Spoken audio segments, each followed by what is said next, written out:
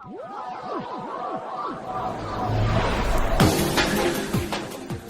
everybody. This is the Atlanta Sports Podcast once again. Today is Wednesday, July 20th. Thank you for finding us today, and remember to spread the word, be it on Twitter, where you can follow us at ATL Sportscast, or by word of mouth. We are having our first interview today with Lee Miller. Lee is the founder and owner of Elite Hoops Basketball, the largest Nike basketball camp company in the Southeast. He also trains many high school teams and players of all ages that are ready to take their game to the next level. You can follow him on Twitter at Lee Miller Elite. Lee, thanks for joining us today. I'm very glad to have you. Man, I'm super excited to be on. I appreciate you guys having me on. Excited to be on, and definitely excited to be the first guest on this podcast. Yes, thank you for being the first guest. We'll get right into it. Obviously, the news of trading Jeff Teague away, essentially for Taurean Prince, through the number 12 overall draft pick. Obviously, that's old news by now, but what's your take on Dennis Schroeder finally stepping into the starting point guard role? Yeah, I think it's going to be pretty interesting to see the change and actually him not being coming off the bench, him being the starter. Sometimes there's actually not as much pressure when you're a guy coming off the bench. And now all of a sudden the pressure is on him. It's his game and it's his team to some extent. He's going to have to step up. Obviously, Teague did a bunch of good things for the Hawks, and now couple that with the loss of Horford, it's going to be a big change in the Atlanta Hawks and for the Atlanta Hawks community. But I think Schroeder might take him a year. Obviously, being a young guy from overseas, but he has a skill set. He has a basketball IQ. For him, it's just a matter of time until he can step up and be a leader. Probably get them into a 3 or 4 seed again. I don't think the Hawks where they're at right now are a 1 or 2 seed at any point in the near future, but I think you can get them in that top half of the Eastern Conference.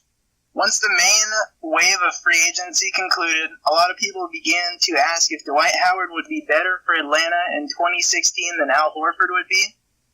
2 weeks ago, Frank and I debated whether or not Al and Dwight could coexist if they were on the same team. As a coach, would you take both of them on the same team, and would you choose only one? If you chose one, who would it be? I would take them. Obviously, they're both great talent, so I don't know of a lot of coaches that would say, no, I don't want Dwight Howard. But in the scheme of things, no, I don't want Dwight Howard. I mean, he's never impressed me in terms of I don't think he's ever been on a team where he actually you could look at the team and then you add him and you say that the team itself got better. Sometimes they talk about addition by subtraction, and that your team can actually be better without someone. And you watch Houston Rockets this year, and my money is on that they're a better team without Dwight Howard this year. Not that he's a bad player. He obviously has a high skill set. He's got a high caliber on the defense end and things like that. But just overall, I don't think he's a good fit for the Hawks type of organization.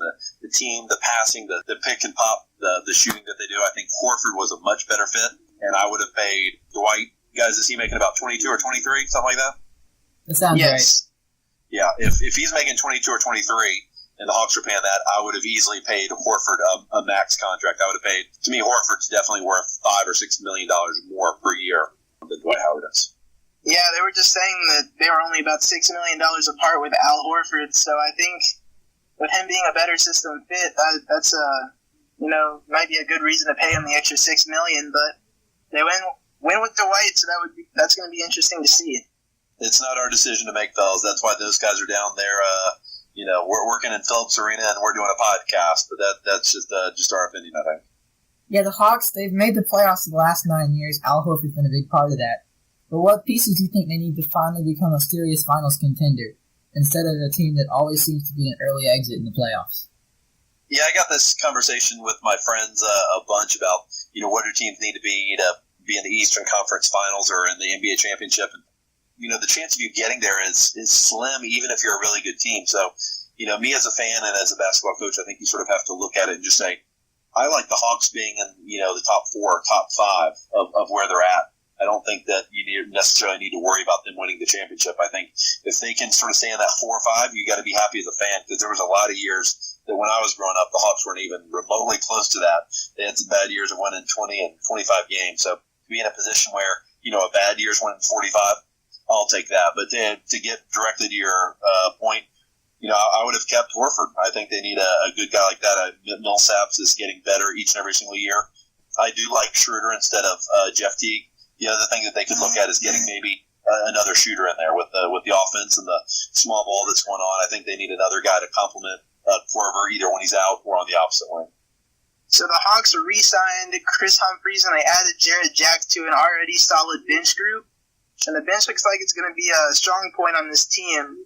But who do you think which bench player do you think will have the most impact on the Hawks in 2016 and 17? That's a great question, Luke.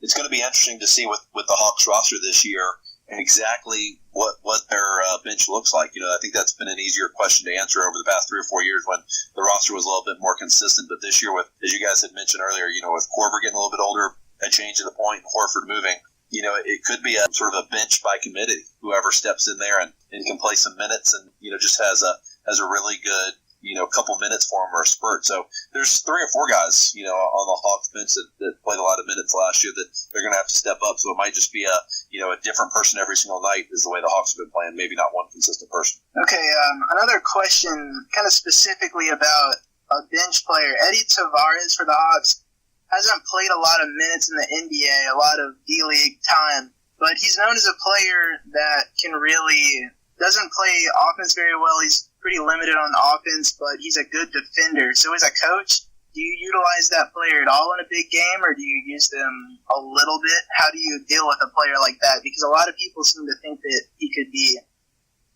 an impact bench player for this upcoming season. Yeah, I think he's the one. I think that he could be a difference maker if he is able to step up. If he was able to provide 8 to 12 minutes a night in key minutes and key games, that could be the difference in them, 4 or 5 victories for them throughout the year. But, I think Coach Bud does a great job, obviously, in practice. I've been down there a few times to watch them preseason and during the season. And, obviously he knows his talent. And he's not trying to lose the game on purpose. So, he's putting players in a position where they're trying to win. And, sometimes watching practice, the players ultimately have to prove it in practice that they deserve those minutes in the games. And it looks like just over the past, last season that he wasn't doing that in practice enough, especially in preseason, to garnish the minutes. But he's one guy that, as you mentioned right there, if we can get solid 8 or 12 minutes, that could be huge for the Hawks, someone that's sort of unexpected but could be a key contributor. Okay. The Hawks have been one of the better backcourts in the NBA the past 2 years, but now that Jeff Teague is gone and Kyle Korver's getting older, who would you start at the 2 guard, Korver or Thabo Sefolosha? I would start Korver. He's been consistent throughout his career. Obviously, he was down in last year, especially on his 3-point shooting. But sometimes that does happen to shooters. If you look at the top shooters in the NBA, especially on 3-pointers, most of them have had one season where they were a little bit lower, or maybe even 2 seasons. So yeah, I would start him and probably have Thabo coming off the bench. Yeah, another thing with Korver is last year he was coming off that ankle injury that he got against Cleveland in the playoffs the previous year. So that's another reason he may have had a down season. For a shooter, yeah, Luke, just to piggyback off that, yeah, as a shooter, man, your ankle's obviously a slasher or a shooter. That's a huge important part. Sometimes the 4s and definitely the 5s, an ankle injury isn't as big for those post-up players or the guys who are a little bit more down towards the block and in the lane. But for a shooter, man, yeah, that ankle can be serious. That definitely could have affected him last year. Yeah, and Korver, you're going to need him for floor spacing with Dwight on the floor because he's just going to lock up, be a parking lot in the paint, basically. Yeah, when you got Dwight Howard on your team, man, that lane just it's clogged the entire time because you can't pick and pop with him. If he is out at 17 feet, no one's going to guard him. His man's going to be basically in help side, just guarding the rim and being a rim protector. So he clogs it up. So yeah, if he's not getting, if Dwight's not scoring, averaging 12 or more a game, look for the Hawks to be a worse team than they were in years past. He needs to score 14 plus points a game to make him an offensive threat where people have to come out and guard him a little bit. Okay. So Atlanta sports never really seem to get the national attention that they deserve, especially with the Hawks being so good these past couple of years. Who do you think is the most underrated player on the Hawks by analysts and fans? Ooh, that's a great question, and one I'd probably have to go back in and study a little bit more. Just underappreciated. I mean, I think Sefolosha's done a great job. He's one of those guys that his stats don't necessarily show how good of a player that he is. He does a lot of the things that there aren't stat sheets for. He's a great bench guy, Bazemore. I mean, Bazemore on the bench last year, all the stuff he did on the bench and firing up his team and shared it with some of the players that we trained. He is unbelievable on the bench. I mean, I think Bazemore is, without a doubt, one of the best 5 team/bench guys in the NBA, and stuff like that, like I said, there's no stats for. So when you got someone like Bazemore who can fire up the team, that obviously helped him like it did last year. And then Thabo, obviously coming back from a non-basketball injury, I guess you would say, does deflections and little things in huddles and motivates teammates and is always in the right spot defensively. So definitely both those guys are underappreciated. And speaking of Kent Bazemore, the Hawks might have overpaid him a little bit in the eyes of some when they re-signed him for 4 years and $70 million. It seems like the contract figures are rising more and more for some of the players in the league who might be classified as good, but they're not yet on the elite level like LeBron James. What's your take on this new trend? Well, the reason that happens is because of it's not a free market system in the NBA. You know, there's a cap this upcoming season. I think it's either 95 or 98 million for the teams. They can't spend more than that. But there's also a floor, and a lot of people don't know that. So there's a floor, meaning every NBA team has to spend $80 million. So that being said, if you got a guy like, Dwight Howard and you got a guy like Bazemore, obviously LeBron is 4 times better than Bazemore, but LeBron can't get the $60 or $80 million that he's worth. And since the team then isn't paying, let's say like Dwight Howard or Kyle Korver, you're not paying them really what their max is. You then have extra money that you have to spend. And so in the Hawks case, if they didn't spend that $17 or $18 million a year on Bazemore, they got to give that money to somebody. So I guess they figured, when he's been such an integral part of the team and it is his free agent year, they just got to reward him for it. Okay, so let's talk about the college ranks for a minute. We know Georgia Tech hired a new coach in Josh Pastner to try and reverse their recent trend as a bottom feeder in the ACC. So what do you think about him, and do you think he will lead the Yellow Jackets to serious contention from the ACC, which is arguably the NCAA's top basketball conference? To answer the latter question, no, they have no chance to compete in the ACC. The ACC is ridiculous with talent and with coaches. I think I have this conversation with people all the time. Those bottom teams in those top divisions, so the Pac-10 and SEC and Georgia Tech for that instance. I mean, you look at the ACC.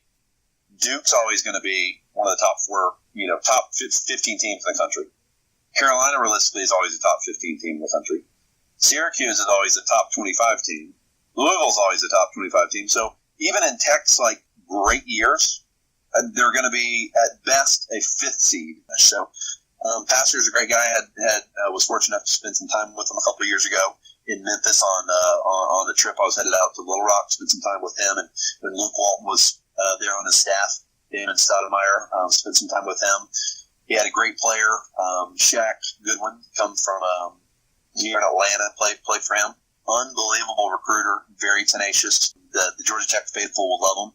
I think he'll do a good job down there, and maybe do a little bit better job than Gregory did. But ultimately, fellas, I just don't think he can, compete and win 20-plus games a year there. There's just too many teams at top of the ACC that are going to pick those Tuesday and Saturday games and win them more times than not. So he'll do a better job, I think, than Gregory did, but I don't see him competing for any type of ACC stuff anytime soon. So do you see them competing in, so you said not anytime soon, but basically during his tenure, do you see them becoming one of those teams that could be maybe a top 25 team? Yeah, I think in a couple sporadic years, similar to some of the things that happens up at Georgia with Coach Fox. I think on a great year for Georgia Tech right now, just the way the ACC is, and I think that in Georgia Tech's best case scenario, they end up as a 6th seed in the ACC.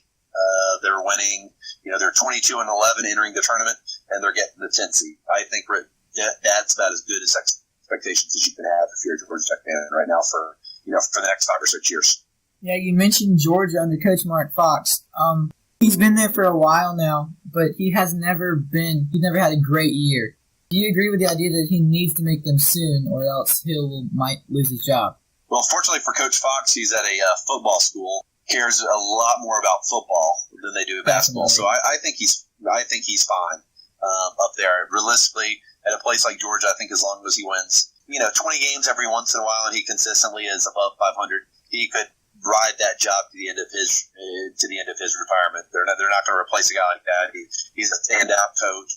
He's great in the community. You never hear anything bad about him in terms of stuff he does off the court or anything like that. Huge philanthropist and raises a lot of money for the university and organizations up there. So to answer your question, yeah, I mean, Georgia is unlimited potential with its facilities and players here out of Atlanta.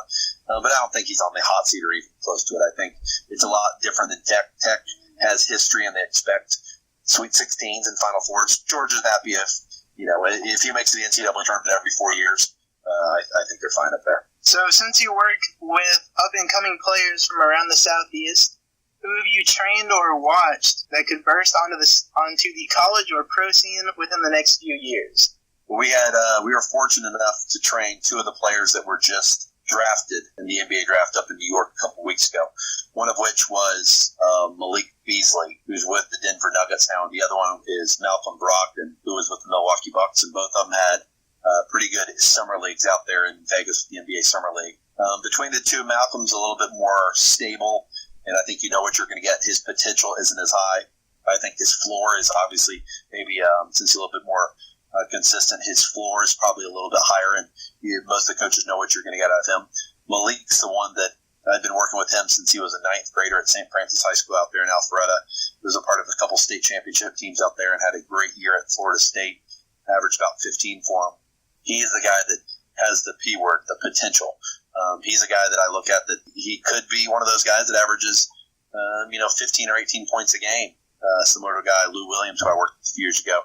He's that explosive. He works on his game that hard. But depending on his work ethic and depending on the team that he's at, he could also be out of the league in a couple of years. So he is the one that probably has the most potential right now that a lot of people don't know about. Malik Beasley with the Denver Nuggets. Watch out for him. I think he's number 25. Yeah, our next question was, who of you coaches currently in the college professional ranks? So who's in the college ranks? I know you just talked about who's in the pros, but what's your... man, tons of guys. James Banks is at Texas.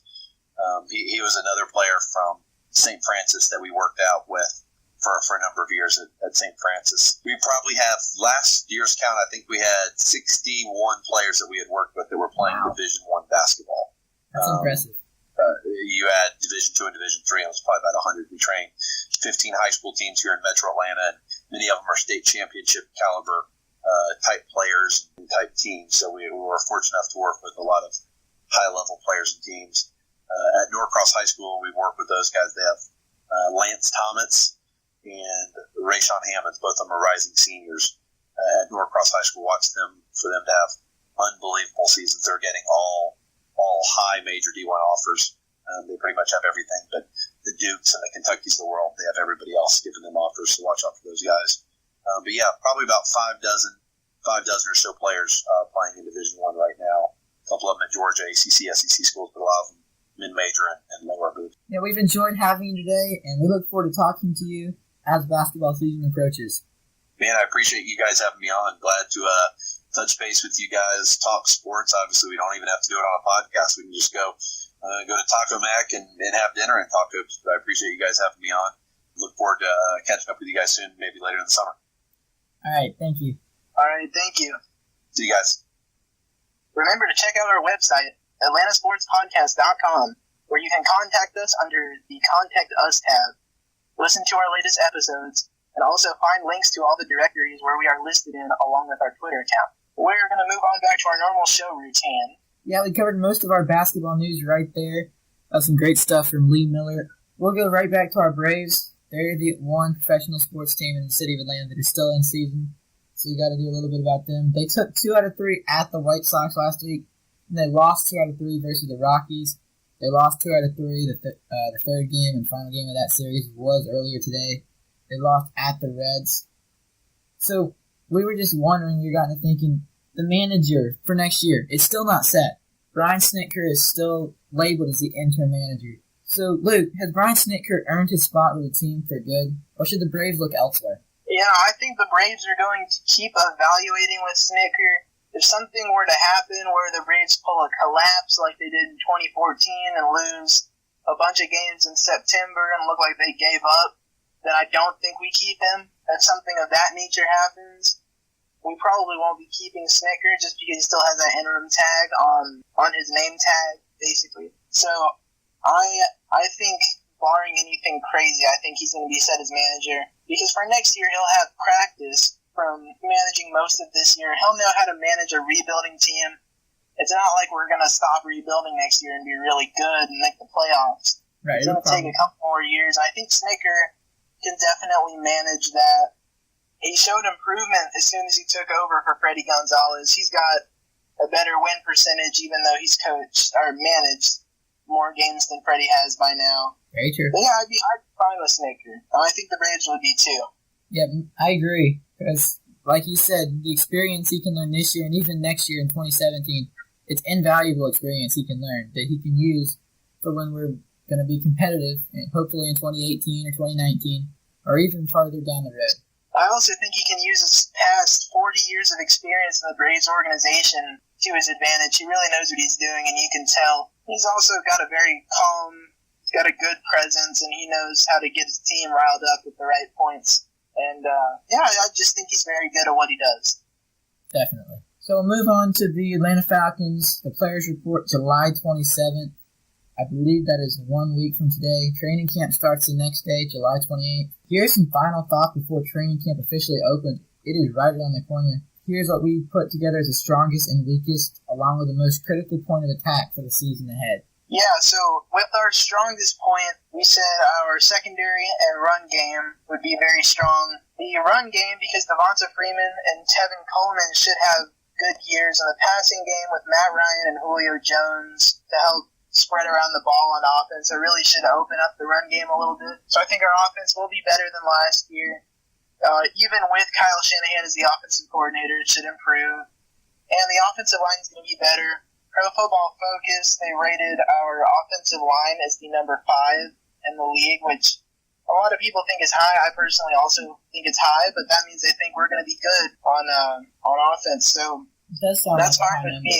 Yeah, that is a high number. Because our lines weren't very good last year. I know Matt Ryan got hurt a bunch. He got sacked way too many times for us Falcon faithful watching the games. Yeah, and also the secondary that we mentioned we think is going to be better. Desmond Trufant was a Pro Bowl corner last year. Robert Alford was he was very good. Not quite Pro Bowl level. He's never played at a Pro Bowl level. But he's been very good. He's been above average, and that's exactly what we need. From our number 2 cornerback. They're pretty much a top 10 cornerback duo, arguably top 5. Keanu Neal, our first-round draft pick, they think could be one of the best picks in the draft, even though they think that we overdrafted him. He's locking down a safety spot, and 3 of the 4 defensive back positions are pretty much locked down. I don't see any of those 3 guys that we previously mentioned losing a spot. So just we have that one last safety position up for grabs, and that'll get set between Robinson, Parisi, and some other guys in there. That's definitely nice to have 3 of your 4 main secondary spots locked down. Obviously, you're not accounting for when we have more than one defensive back in late game situations, nickel and dime, but it's still nice.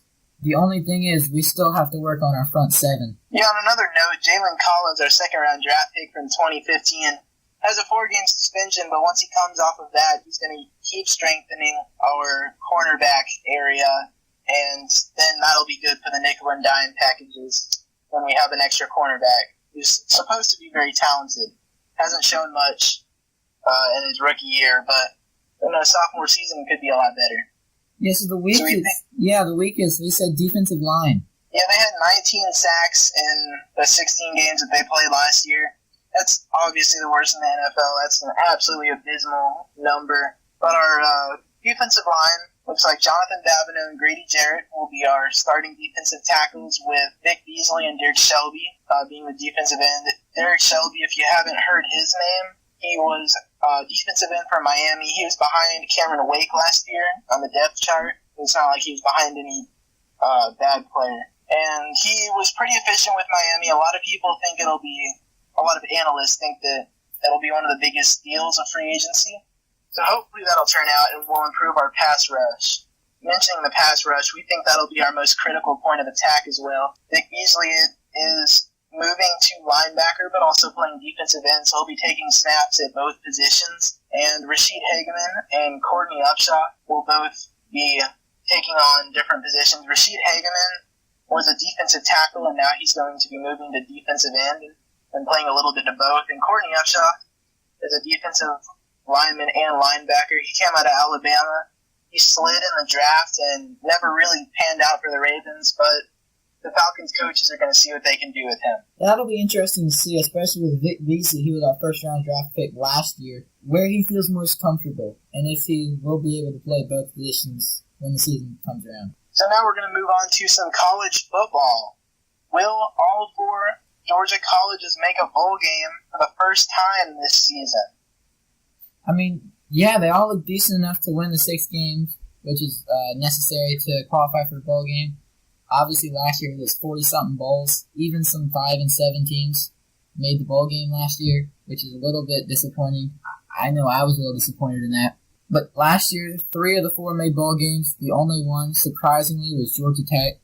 Georgia, they've got lots of excitement this year. They got Kirby Smart and possibly Jacob Eason debuting this year. They won't ruin the streak of consecutive bowl game appearances, which stands at 19. I think that's good enough for 3rd in the nation. Yeah, they've got way too much talent to not make a bowl game.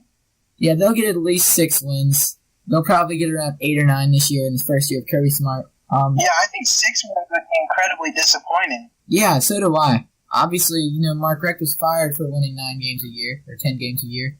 So Kirby Smart's going to have to continue to keep the bar raised. Now, Georgia Tech, they need a season with major improvement under Coach Paul Johnson. They ended their 18-game streak of going bowling last year, and they finished 3-9. I don't really see them missing out 2 years in a row. There's no way they don't win 6 games this year. They'll be so much better, I think, for sure. I just think Paul Johnson will be able to rally his troops and get them to win at least 6 games. They'll probably end up with around 8 wins as well. And then Georgia Southern, they have a good chance of winning the Sun Belt Conference this year. After winning it their first year in the FBS, after moving up from the FCS, they did not go to a bowl game because of the rule of them just switching divisions, which I think is not a good rule. They need to get rid of it. They did make a bowl game last year. They almost beat Georgia in Athens. I know that was a very scary game for us Georgia fans. They look poised for their 2nd straight bowl game. I think they might even be able to pull off an undefeated season. I don't know what their schedule looks like this year, but they'll be okay. Georgia State's the other one you have to worry about. They went 6-7 last year, if you count their bowl game loss. They advanced to their first ever bowl game last year. I think they can build on it this year. There's much more interest going on around the program. Obviously, they're going to need to pull something off again.